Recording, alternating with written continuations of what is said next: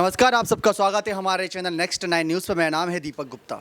जिस तरीके से झारखंड में हालात हैं, एक तरफ हेमंत सोरेन की विधायकी खतरे पर है, तो बीजेपी यही चाहती है कि किसी न किसी तरीके से हेमंत सोरेन को उनकी कुर्सी से हटाया जाए ताकि बीजेपी अपना कब्जा कर सके।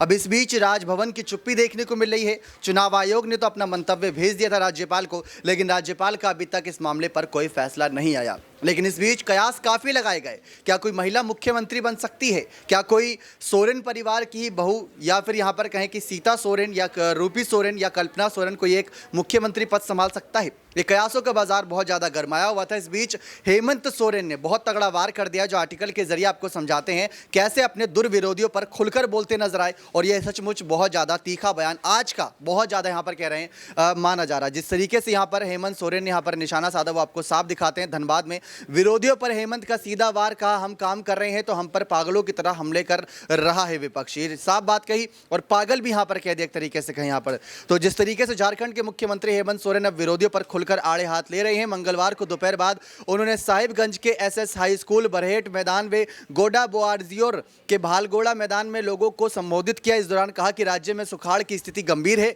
धान की खेती नहीं हो पाई है, बावजूद लोग चिंता ना करें, सरकार हर सुख दुख में आपके साथ है।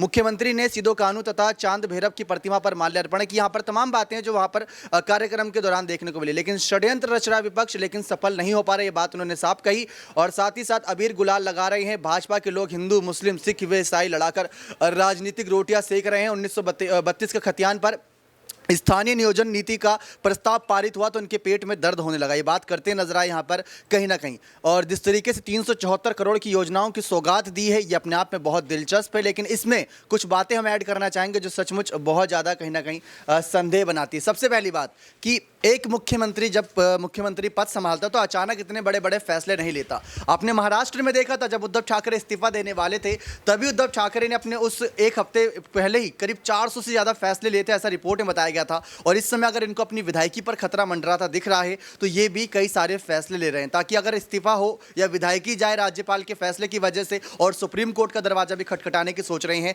तो ये इन सब मामलों से बच जाएं और ये सारे फैसले कहीं ना कहीं सुना दें, ताकि जनता के बीच इनकी जो एक साफ छवि है वो बनी रहे। ये सारी बातें। लेकिन विपक्षियों को पागलों की तरह यहाँ पर बताया है कि पागलों की तरह वो लगातार हम पर निशाना साध रहे हैं, लेकिन फिर भी कामयाब नहीं हो रहे।